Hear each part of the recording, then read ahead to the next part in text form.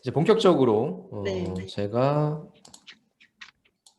질문 드리고 싶은 두 번째 바로 이것입니다. 꼭 준비해야 하는 질문 시리즈라고 해서 최종 면접 가시는 분들이 네. 1차 면접 때와는 달리 그러면 아니면 1차 면접 때랑 똑같이 질문을 준비해야 되냐라고 하는 뭐 이 궁금증이 제일 클 것 같아요. 그래서 네. 이거에 대해서 우리 대표님께서 자 한번 어떤 질문들을 준비하면 좋을지 좀 소개시켜 주시죠. 네. 여기서 차이가 날 것 같아요. 1차 면접과 2차 면접의 질문이 방향성이 일단 다르기 때문에 우선 제가 이제 사기업 준비하시는 분도 이 방송을 보실 거고 공기업 준비하시는 분도 보실 텐데 이제 총 5가지로 우선 말씀을 좀 드리려고 하고요. 네. 그 중에 이제 4가지는 사기업 준비하시는 분들 대상으로 말씀을 좀 드릴 것 같고요. 나머지 5번째가 공기업 분들에게 플러스 알파 되는 5가지가 될 건데 첫 번째는 이제 회사와 사업에 대한 질문을 하게 될 거다. 물론 뭐 자기소개 이런 부분들 이제 우선 빼고요. 큰 틀에서 사업과 회사에 대한 질문을 한다라는 거에서 이제 기업의 임원들은 무슨 생각을 하다가 오냐면요. 우리 회사에 요즘에 경기가 어려워요. 이제 뭐 제품이 안 나가요. 수출이 안 돼요. 아, 그래서 이거 어떻게 전략을 짜야 되는지. 그리고 임원회의 해가면서 이제 사장이 이제 어떻게 도대체 이거 어떻게 개선할 거냐 이런 고민하다가 오신 분들이거든요. 그러니까 이제 취준생한테도 한번 물어보고 싶은 상황도 있을 수 있어요. 이제 그런 어떤 우리 회사의 그런 상황을 알고 있는지에 대해서. 그래서 대체적으로 우리 회사의 현재의 뭐 이런 요즘 뭐 경기 상황이 이런데 이런 상황에서 어떠한 전략이 필요하냐. 그렇다면 앞으로 이런 부분을 어떻게 발전 가능성 있게 만들려면 어떻게 하면 좋겠냐. 뭐 이런 형태의 질문이 있을 수 있고요.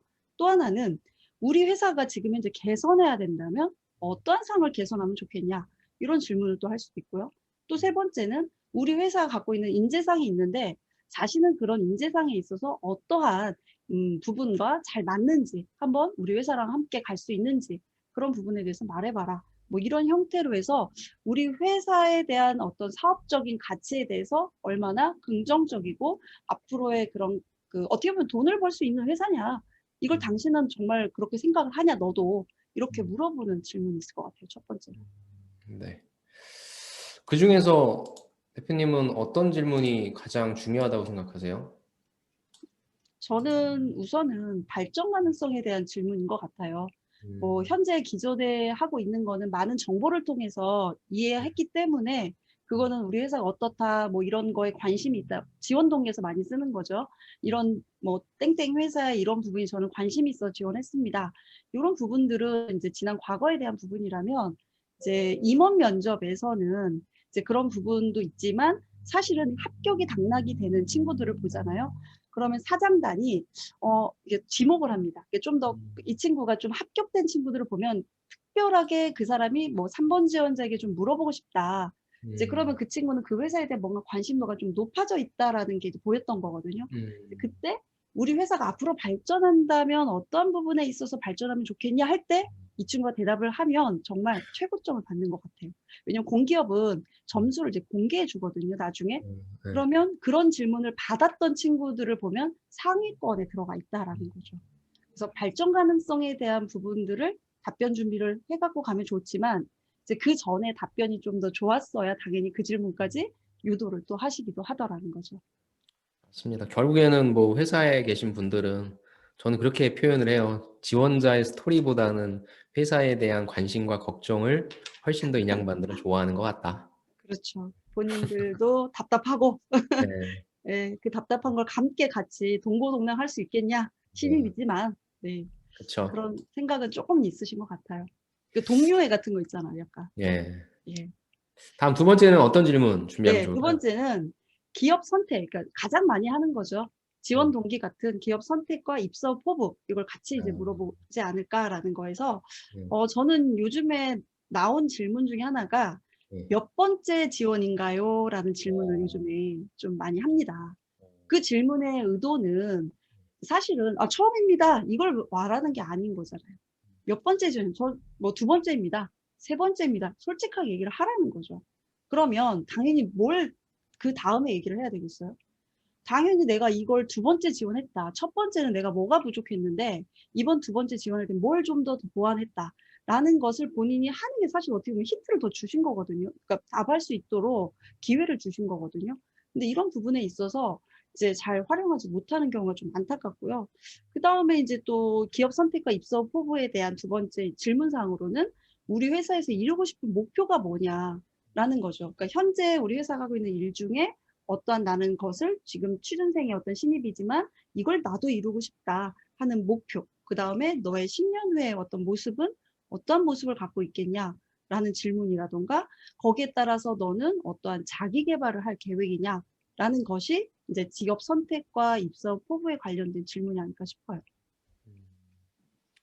입사 후 포부는 뭐 가장 기억에 남는 입사 후 포부가 있으세요?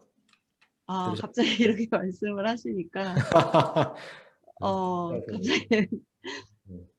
입사 후 포부 중에 가장의 기억에 남는 것은 네. 그냥 이거는 그 친구가 이제 이번 최근에 이제 한전 지원한 친구라서 기억이 딱 음. 남는데요. 이 친구가 약간 입사 후 포부 겸 뭐 하고 싶은 말에 좀 속할 수 있는데 자신의 할아버지가 100세이시래요. 근데 한전이 100년이 넘었거든요. 그런데 어. 그런 할아버지께서 이제 이 취업을 준비하는데 면접을 보러 간다고 하니까 전화가 오셔서 잘 보라고 이렇게 응원을 해 주셨다. 그런 할아버지가 앞으로 좀 더 이렇게 살아가시는 데 있어서 자신도 힘을 드리고 싶은데 그렇게 음. 하기 위해서는 열심히 일하는 모습을 보여드리고 싶다. 그런 할아버지에게도 이제 그렇게 얘기를 했던 것도 하나의 전 입사 포부라고 생각해요. 그러니까 뭐 뭔가 100살 이후에 연관되는 거고 그 이후면 뭐 연관되는 건 없는 거예요? 그러니까 할아버지에게 월급 받아서 용돈도 좀 드리고 싶고 아. 본인이 그런 모습을 할아버지에게 더 많이 보여드리고 싶다. 뭐 음. 이렇게 하는 것도 약간 뭐 회사에 관련된 건 아니지만 자신의 어떤 근무 자세라든가 뭐 어른에 대한 공경성도 저는 좀 보인다고 생각해요. 음. 그러니까 요즘 공기업에서 인성에 대한 평가를 뭐 3번 정도 하는 기업도 있어요. 네. 시험으로 3번을 할 정도로. 그래서 음. 그 면접 보기 전에 한 2번 정도 이루어지고 이제 면접 자체를 아예 박탈시키는 경우들도 있거든요. 그럴 만큼 공기업에서는 뭐 인성 자체를 되게 중요하게 생각해요. 그 인성이라는 게 선배 사원들과 동료들과 어떻게 관계를 맺고 좀 더 잘 지내는지에 대한 것들에 고민이 많더라고요. 그래서 그런 이기주의적 문화가 아니라 함께 공동화할 수 있는 문화에 대해서 좀 공기업은 좀 많이 있다라는 거고요. 뭐 역으로 말하면은 그냥 사기업으로 말하자면 이제 고객과의 관계라든가 이런 부분들을 갈등이 일으키지 않고 좀 더 우리 회사를 대표한다라는 과정에서 인성적으로 좀 더 잘할 수 있는 사람 뭐 이런 어떤 입장도 같이 있어서 이제 뭐 예전에 말하는 약간 유교적인 문화일 수 있습니다만 그런 이제 문화적인 특징도 보여줄 수 있지 않을까. 입사 포부의 차원에서 그런 게 좀 생각이 나네요. 저는 그냥 개인적으로 가장 그 인상 깊었던 입사 포부는 물론 그땐 제가 면접관으로 들어가진 않았었지만 사기업이라 SK하이닉스를 지원했던 친구였는데 야 SK하이닉스에 대한 기업 분석한 걸 쏟아내는데요. 와 음, 제가 기립박수를 쳤어요. 그러니까 음, 이게 또 대표님과 저와 성향이 또 다른 것 같긴 해요. 저는 그런 감성적인 얘기는 가급적이면은 뭐 내가 하고 싶어 하는 사업 분야라든지 직무에 대한 얘기를 다 쏟아내고 그걸 다 쏟아냈다면 이제 그런 정성적인 부분으로 가라고 하는데 저는 음. 만약에 그런 얘기 들으면은 그래서 할아버지 100살인 거랑 한정 100년인 거랑 이렇게 할 것 아, 같아요. 아무튼 네. 저는 좀 그런 그 친구가 네. 얘가 우리 회사에 오려고 얼마나 이걸 외우려고 노력을 했고 본인이 여기에서 어떤 역할을 할 수 있을런지 진짜 애썼구나. 음. 전 진짜 놀랐어요. 그래서 그 친구에 대한 잔상이 전 제일 많이 남더라고요. 음.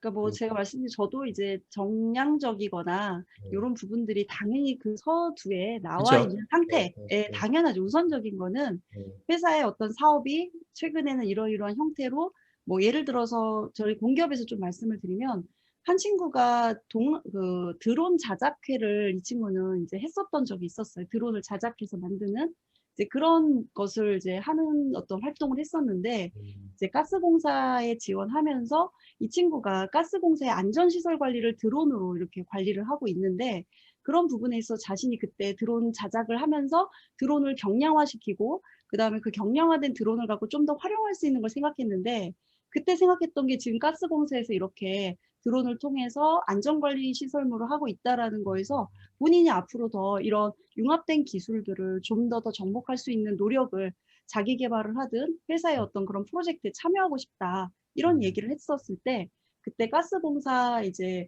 부사장님이 그때 면접 보셨거든요. 그 부사장님이 좀 더 그런 얘기에 대한 꼬리 질문도 하면서 이제 그렇게 했던 그 친구에게 그 기억도 좀 있습니다. 결국 또 좋아하죠. 사업적인, 네, 아니, 제가 왜 그러냐면, 네, 뭐 입사 오퍼부나 이런 거 얘기하려면 또 이상한 거 듣고 와가지고 그냥 막 뭐 감상적인 것만 무조건 음. 얘기해야 된다라고 정해놓더라고요. 저는 상황에 따라 다르다고 생각하거든요. 네. 그래서 대체적으로는 이제 조직의 앞으로의 발전 가능성, 그 다음에 직무에 있어 자기 개발에 대한 어떤 목표 의식, 이걸 가장 먼저 서두적으로 얘기를 그렇죠. 해야죠. 입사 네. 후보의 가장 기본이죠, 사실. 네. 알겠습니다. 그럼 세 번째는 어떤 질문을 하는 게 좋을까요? 네.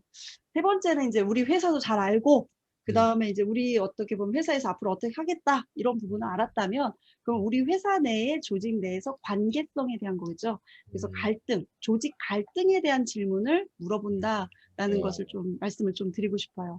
그러니까 뭐 음, 이런 거죠. 협력, 협업 이쪽보다는 네. 오히려 갈등 문제에 대한 질문을 여러분들이 많이 맞아요. 준비를 해야 되지 않을까 음, 싶습니다. 그래서 뭐 좀 제가 몇 가지 질문을 좀 뽑아왔는데요. 네네. 뭐 예를 들어서 상사가 불합리한 지시를 했다. 음, 좀 이렇게 자신이 생각했을 때 이거 잘못된 건데 하는 그런 불합리한 짓을 했을 때 당신은 어떻게 하겠냐. 이런 어떤 약간 상황 면접 같은 거죠. 음, 그 다음에 같이 일하는 동료 중에 좀 음, 싫은 유형이 뭐냐. 그럼 이제 음, 어떤 사람이 싫다. 이렇게 말을 하면 그 사람이 만약에 당신의 상사라면 어떻게 일하겠냐. 뭐 이런 음, 어떤 그러니까 싫은 사람은 결국 갈등 요소가 있죠. 자신과 좀 어떻게 보면 성향이 좀 다른 어떤 부분이기 때문에 이제 그런 어떤 유형에 대한 질문 이런 걸 좀 많이 물어보는 것 같아요. 맞아요. 그 진짜 면접 때 어려운 질문이라고 한다면 항상 갈등 어떻게 해결했냐. 근데 갈등을 어떻게 해결했냐는 질문에 모든 친구들의 솔루션은 다 똑같잖아요. 그렇죠. 본인이 항상 나서요. 네. 그리고 그 갈등의 중재 역할을 한다. 뭐 예를 네. 들어서 그리고 학교 뭐 동호회나 뭐 어떤 프로젝트를 할 때 네. 자신은 또 갈등이 없어요. 그러니까 그냥 음, 무조건 갈등 경험 말해봐라 이러면 음, 자신은 갈등이 없고 A랑 B가 둘이 뭐 좀 의견이 안 맞아서 싸우고 갈등할 때 자신이 뭔가 양쪽의 얘기를 들어보고 그 그렇죠. 얘기에 대해서 뭐 이렇게 중재해줬던 의견을 다 들어보니까 중간점 어떤 관점을 뭐 해줬다. 뭐 이러기도 하고 뭐 팀 프로젝트를 하는데 한 애가 갑자기 참여를 안 한다. 그래서 걔로 인해서 그 팀원들이 뭐 걔 때문에 하기 싫다. 이래서 팀원과 그 어떤 이상한 애가 한 명이 발생해요. 그 A라는 친구의 어떤 갈등 요소를 본인이 또 팀장이기 때문에 그 친구를 또 설득했다. 뭐 이런 어떤 유형으로 얘기를 하는데 다시 그 내용은 면접관이 제일 싫어하는 내용이죠. 정말. 그러니까 일단은 싫다면 뭐 그렇게 얘기하면 안 되는 거예요?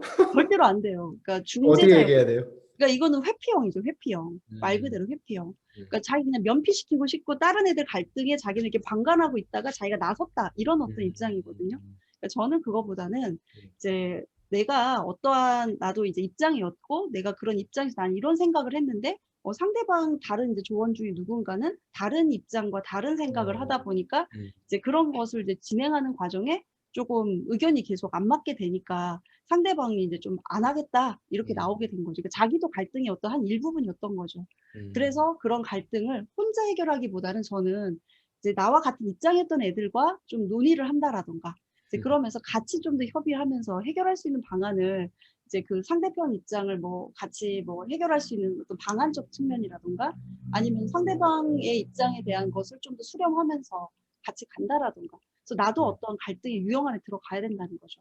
그러니까 저는 요런 거 얘기할 때 조심하라고 하는 게, 이제 나 아닌 다른 사람을 다 나쁜 놈, 그렇죠, 나쁜 사람 그렇죠, 만들어버리는 그렇죠, 거 있어요. 그렇죠. 비난하거나. 아, 저 진짜 네. XX죠. 절대로 하면 안 돼요. 그건 조심하셔야 될 것 같고. 그렇게 되면 이제 어떤 꼬리 질문이 나오냐면 이제 이 사람이 그렇게 그 친구들이 그렇게 된 이유가 뭐라고 생각하냐. 그러니까 오히려 이 사람이 문제인 거죠. 그쵸. 네가 문제가 아니냐. 그렇죠. 네. 독불장군 아니냐. 이렇게 면접관은 바로 보게 되기 때문에 이기주의자, 뭐 예를 들어서 이기주의적인 어떤 행동, 이런 부분들로 보게 돼서 이제 뭐 뭔가 좀 그러니까 협력을 못했던 부분, 아니 협력을 잘했던 걸 얘기해봐라. 뭐 이런 어떤 위주의 얘기로 꼬리 질문을 하는 그런 형태고요. 아까 제가 이제 뭐 말씀드렸던 상사의 불합리한 짓이나 이런 것들, 네. 이거는 이제 사실 팀원 간의 어떤 갈등적 요소를 좀 전에 말씀했다면 이제 상사가 이제 불합리한 지시를 했을 때 어떻게 하겠냐 하면은 대부분 취준생 분들이 이거는 좀 아닌 것 같습니다. 이렇게 얘기하는 경우도 있더라고요. 그래요? 예, 그래서 본인이 봤을 때는 이렇게 하면 좋겠습니다. 실제로 이제 그런 친구들이 있어요. 그렇게 했을 때 이제 면접관 입장에서는 사실 똑똑한 친구를 원하는 건 아니거든요. 최종 그렇죠. 면접에서는. 이제 그런 어떤 측면에서 상사가 불합리한 것에 대해서 우선은 지시를 따르는 위주로 가는 어떤 형태를 저는 취해라. 그리고 그 불합리하다라는 것도 역시 지시기 때문에 우선은 이건 부당한 게 아니라 불합리한 거잖아요. 그래서 그 지시를 따르고 해보니 어떠한 부분에서는 좋은 점이 있었지만 또 어떤 부분 개선점이 있는 그 부분에 대한 개선점에 대한 것을 제가 해보니 이런 부분 좀 이렇게 하면 더 좀 상사님의 지시에 있어서 좀 더 효과적일 것 같습니다. 뭐 이런 어떤 것을 솔루션을 같이 제시하는 건 어떨까 생각이 듭니다. 맞아요. 상사 시리즈가 나오면 저는 뭐 제가 그 강의안도 그때 좀 만들어서 네, 했긴 했는데 저는 뭐 뭐든지 다 정답인 것 같은데 오답은 말씀하신 것처럼 일단은 내 마음대로 얘기하는 거는 저는 좀 약간 조직 관점에서는 물론 진짜 본인의 생각대로 그럼 나 안 하겠다. 그것도 맞는 얘기긴 한데 실제 면접에서는 전 좋은 전략은 아닌 것 같아요. 그렇죠. 네, 그리고 저는 취준생분들한테 듣고 싶어하는 지원자분들한테 듣고 싶어하는 거는 그거를 어떻게든지 내가 적극적으로 한번 해결해 보려고 하는 트라이하는 그러한 어떤 마인드, 액션 좀 그런 것만 좀 들어가면 나머지 것들은 어찌됐건 뭐 그 대답하면 또 질문 들어올 거잖아요. 그렇죠. 뭐 그냥 이걸 외부에 맡기겠다, 외부에 고발하겠다, 안 하겠다고 그냥 얘기하겠다. 이런 것만 좀 조심해 주시면 좋을 것 같아요. 근데 그렇게 하시더라고요. 네. 그죠. 그러니까, 하신다니까. 그러니까 이게 다른 거예요, 우리랑 대표님. 예, 우리는 막 그건 아닌 것 같다라 얘기하는데 네, 또 어떤 기업에서는 저는 왜? 니네가 하고 싶은데 왜? 이럴 수도 있으니까. 그러니까 그렇죠. 저는 이렇게 얘기해요. 우리처럼 대답하는 게 좋다라고 하는데 난 음, 도저히 그렇게 면접 보기 싫다. 내가 왜 그렇게 속이고 들어가냐. 내 음, 생각을 얘기하고 들어가고 싶다. 그러면 그런 기업도 분명히 있겠지만 저는 좀 음. 그런 기업을 찾기까지 시간이 좀 오래 걸릴 것 같다. 그 말씀 하시긴 했는데 배달의 민족이 네. 예전에 채용 공고 보면은 네. 그런 적 있었어요. 우리 회사를 망하게 할 사람을 찾습니다. 약간 그런 문구. 저는 그런 게 믿지 않아요. 그러니까 그게 말하자면 네. 아닌 사람, 그러니까 망하게 할 사람이라는 것은 그러니까 좀 이제 그 회사 입장에서는 좀 더 도전적으로 해볼 사람. 그렇죠. 예, 그걸 예, 그런 말을 이제 그렇게 문구를 이제 쓴다라는 건데 이제 기업에 따라 조금은 다른 것 같아요. 그렇죠. 기업에 따라서. 그러니까 예를 들어서 예전에 금융권을 이제 지원한 친구인데 예전에 카카오뱅크에 지원을 하기도 했고 이 친구가 신한은행에 지원도 했었어요. 완전히 달라요. 그러니까 왜냐? 신한은행은 그때 당시에 보면은 그거죠. 이제 금융이라는 금융 산업의 업종 자체가 근데 카카오뱅크는 IT예요, IT. 그러니까 IT라는 기업의 어떤 업종의 특징과 문화가 있기 때문에 너무 정형화된 거를 되게 싫어하는데 정말 딱 들으면 정답적인 어떤 얘기들에 정형화된 답변을 했고 근데 신한은행은 사실 어떻게 보면 조금 더 정형화되어 있는 게 좀 더 많은 그죠. 거죠.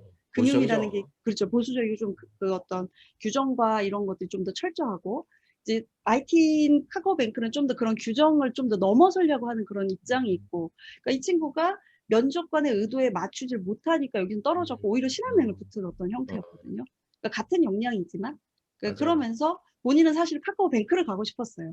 왜냐면 음, 앞으로 좀 더 이런 쪽에 더 뭐 가치를 더 느꼈던 거죠. 음, 근데 이제 그거를 그렇게 풀지를 못하니까 오히려 이제 그냥 기존에 있는 은행원으로 들어간 어떤 친구가 있었어요. 음. 그런 걸 보면 사실 또 이제 저희가 하는 얘기가 또 정답은 없는 얘기인데 또 정답처럼 또 얘기하고 있지는 않은가 이런 우리는 생각도 이제 저는 그렇게 얘기해요. 헛발질을 좀 덜하게 만들어 주는 게 우리의 역할인 것 같아요. 그렇죠. 이제 그러려면 그 업계를 좀 잘 알아야 되지 않을까 싶어요. 업계. 저 그 많이 좀 업계가 알려주세요, 대표님이. 업계요? 업계가 갖고 있는 특징들이 있잖아요. 그 업계가 그렇죠. 갖고 있는 특징과 비즈니스 어떤 형태라든가 네. 분위기 이런 것들을 좀 많이 그 이차면 알려고 노력해야 정보를 되는데. 네네 맞습니다. 알겠습니다. 그 다음 질문은 뭐가 있을까요? 네, 네 번째는 이제 근무 자세에 대한 건데요. 근무 자세. 아, 근무 자세. 그러니까 뭐 어떻게 보면 아까 말한 성실성이나 이런 것들에 해당하는 건데 질문으로 네, 보면 네. 이런 질문 좀 많이 해요. 지원 업무 이외에 다른 음, 업무를 만약에 당신에게 시킨다면 아, 어떻게 하겠냐? 음, 참 난감하죠. 나는 이거 하려고 들어오려고 했는데 이거 말고 당신 이런 업무 시키면 다른 업무? 이래서 뭐 예를 들어서 뭐 총무로 들어가려고 했는데 음, 영업을 시킨다면 너 어떻게 하겠니? 이런 질문을 하는 경우도 있고요. 뭐 때로는 가족 간의 중요한 모임이 있는데 음, 갑작스럽게 이제 회사에서 뭐 공기업도 요즘에 야근합니다. 안 하는 거 아닙니다. 일을 시킨다면 어떻게 하겠냐? 그래서 이런 불필요한 야근에 대해서 어떻게 생각하는지 뭐 이런 어떤 형태로 해서 이제 근무 자세를 이제 보려고 하는 거죠. 뭐 음, 지방 발령에 대해서 어떻게 생각하냐 뭐 이런 것도 있을 수 있고요. 왜 지사가 이제 지방에 있는 경우도 있으니까 그쵸. 회사마다 뭐 음, 사기업이든 공기업이든 이제 이런 어떤 부분인데 저는 이제 지원 업무 이외에 음, 만약에 다른 업무를 시킨다면 넌 어떻게 하니? 이거는 저는 사실 합격한 거로 좀 생각해요. 음, 합격했을 가능성이 높다라는 거죠. 음, 그러니까 이 친구가 그러니까 부정적으로 본 게 아니라 이 친구 참 괜찮다. 이걸 본 음, 거예요, 면접관은. 이 친구 음, 갖고 있는 그 어떤 총무다. 그러면 총무라는 업무도 잘 하겠지만 다른 쪽에 시키면 더 부가가치가 날 것 같은 그쵸. 거예요, 회사 음, 입장에서는. 그 회사는 사실 부가가치잖아요. 음. 이쪽에 갖다 놓으면 더 일 잘할 것 같은 생각이 드니까 그 한번 의중을 물어보는 거죠. 음. 그 어떻게 답변해야 될까요? 그럴 때? 그 좋죠. 저는 그거 다 만들어 놓은 건 있어서. 아, 그러세요? 네, 그래서 저는 네, 그냥 일단은 바로 네, 가겠습니다. 이건 너무 없어 보이니까 저는 좀 그렇죠. 약간 쇼잉이 필요한 것 같아요. 그래서 조금 솔직히 아쉬울 것 같다. 이 업무를 하기 위해서 내가 서류 전형에서부터 여기까지 열심히 준비를 했는데, 그래서 아쉬운 마음은 당연히 있을 것 같은데, 우리 평가자분께서, 면접관분께서 내가 뭐 알지 못하는 그런 부분도 좀 잘 봐주실 수 있으니까, 그리고 그것도 우리 회사를 위한 일이니까 나는 가도록 하겠다.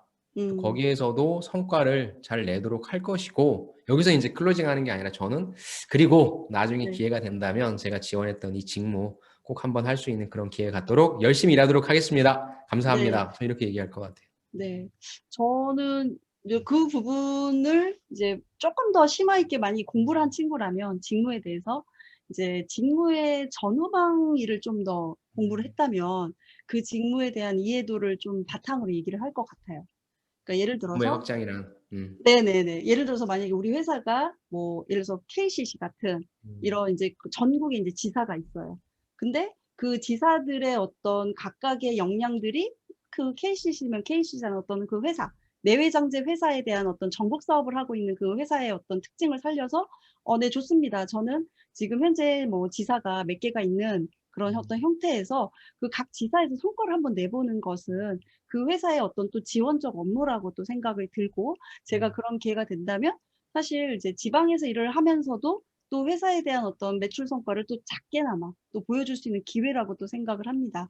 이제 음, 그러면서 뭐 전체적인 어떤 사업 구조에 대한 어떤 뭐 알고 내가 있다. 영업을 하든 네네. 그래서 이런 부분에 각 지사에서의 어떤 특징을 좀 더 부각시킨다면 이 친구는 음, 총무만 생각한 줄 알았더니 우리 회사의 어, 어떤 사업 영역과 구조를 아네? 그러니까 여기서 이제 CEO네, CEO. 예, 그래서 저는 그 회사의 어떤 직무적인 특징도 좀 알면 좋겠다. 음, 이런 질문을 받을 수 있기 때문에 네. 그런 생각이 듭니다. 좋습니다. 근데 또 네, 이거를 만약에 보시고, 그럼 그런 것까지 다 준비해야 되나라고 생각할 수 있는데, 아까 우리 대표님이 전제를 내려주셨지만, 합격할 것 같은 분들한테 만 그렇죠. 해당되니까 너무 오버하지 마시고, 여러분들 지원하신 직무에 맞게만 그렇죠. 준비해 주세요. 포커스를. 네, 그리고 이제 그냥 마지막으로, 하지 않아야 될 답변은, 아니, 안 가겠습니다. 이런 친구도 있어요. 그렇죠. 또 하지 말아야 된다 이러면 안 되겠구나. 어. 좀 지양했으면 하는 답변. 그러니까 저는 지양했으면, 이게 네, 아까 말씀하신 지양했으면 하는 답변. 것처럼 저는 이걸 답변 듣고 평가한다라기보다는 그냥 한번 물어본 거고 네. 얘가 우리가 이렇게 뭔가 이렇게 프로포저를 한 거잖아요. 근데 그거에 대해서 바로 그냥 리젝트를 해버리냐 아니면 한번 좀 생각해 보겠다. 이건 진짜 천지 차이잖아요. 그래서 약간 그 지원자의 어떤 인성 이런 데서 저는 인성을 좀 보는 것 같아요. 그쵸. 면접관이 여기서 뭐 특별한 평가를 하는 건 아니에요. 이미 그렇죠? 평가는 끝났을 수 있지 네, 않을까 싶은데, 네, 말씀하신 것처럼 이제 회사가 그래도 시키면 그래도 하고 따를 그렇죠. 수 있는지를 보는 건데, 그때 한 번쯤은 좀 고민하잖아요, 우리가요. 뭘 이렇게 제안을 했을 때. 그러면 좀 고민이 됩니다만, 그 지역에 있는 뭐 어떤 특징이라든가 이런 것들을 좀 저도 좀 적응해 보면서 한번 음, 노력해 본다면 회사에 필요한 일이기 때문에 좀 해볼 수 있을 겁니다 하면서 약간은 말을 잘하기보다는 머뭇머뭇하면서 음. 얘기해도 면접관이 충분히 이해할 수 있지 않을까 그런 생각도 갑자기 들어요. 이거 얘기하니까 그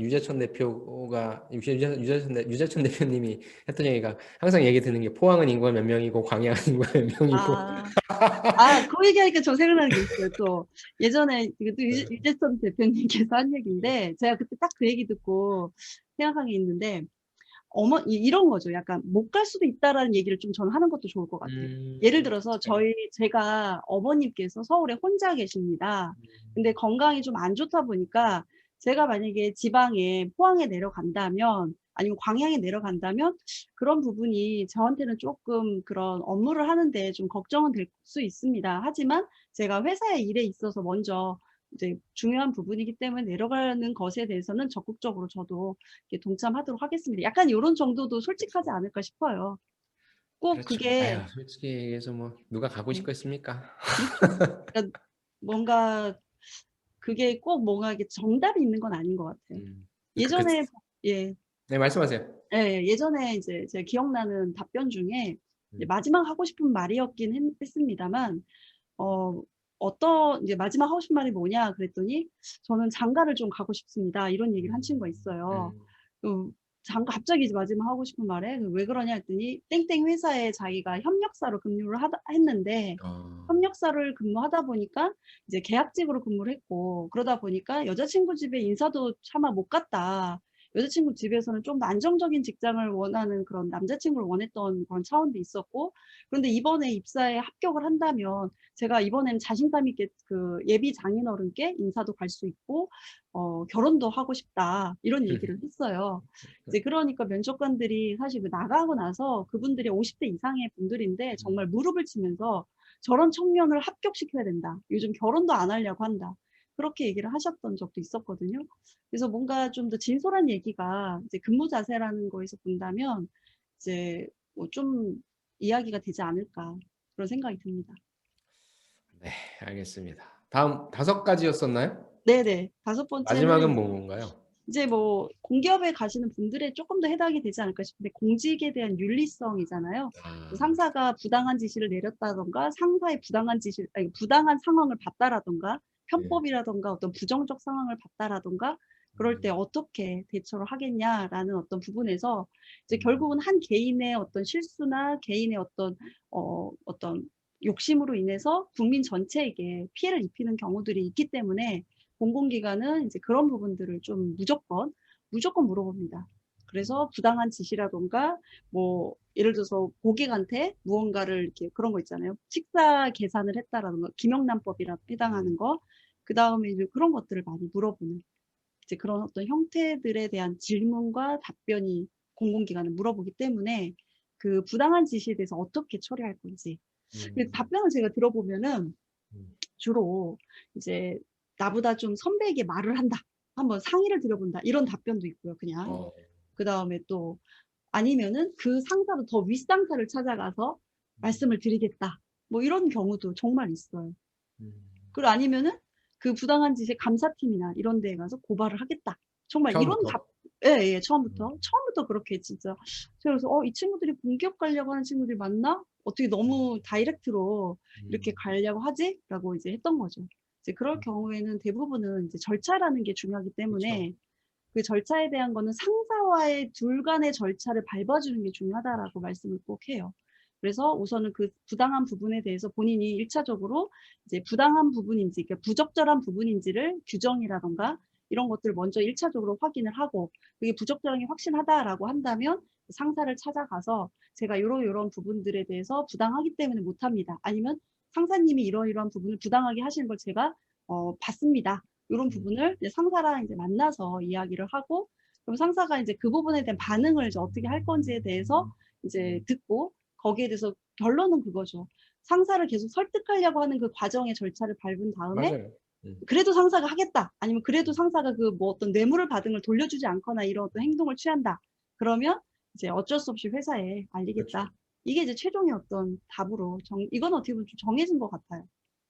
네. 어떻게 보면 진짜 답이 정해져 있는 네. 질문인데 네. 면접관들도 분명히 그렇게 대답할 거라 생각할 텐데 그렇죠. 거기서 다른 답변이 나오면 조금 면접관 분들이 의외로 좀 놀랄 것 같네요. 그렇죠. 거기서 오히려 합격과 불합격은 공기업은 네. 또 당락의 여부가 되지 않을까 싶어요. 진짜 네. 근데 진짜 그렇게 대답하는 친구가 있더라고요. 네, 맞습니다. 진짜 네. 깜짝 놀랐어요. 면접에서 매번 떨어져야 하는 친구들을 제가 만나보면 무슨 음. 질문 받았냐면 그런 질문 받고 그렇게 답변하고 왔더라고요. 네, 네, 근데 뭐 그 친구의 가치관이 그러니 네, 뭐 그게 그렇죠. 틀렸다고 얘기하기는 좀 힘들 것 같습니다. 네, 그러면 5가지 다시 한번 정리를 좀 하면 네. 첫 하면은 좀 번째는 네. 회사와 사업에 대한 이해도. 사업에 대한 질문. 예. 두 두 번째는 번째는 지원 동기와 포부. 예, 그죠. 그다음에 세 세 번째가 번째는 조직 내 관계성. 그렇죠. 그다음에 네 번째가 근무 자세. 네. 그다음에 직업 윤리성. 이 네. 5가지에 대한 질문은 그러니까 기존에 이제 1차 면접 플러스로 해가지고 그렇죠. 이렇게 5가지를 준비해 주시면 좋을 것 같습니다. 네. 그러면은 취준생이 꼭 준비해야 되는 질문 시리즈는 여기까지 하도록 하겠습니다. 네.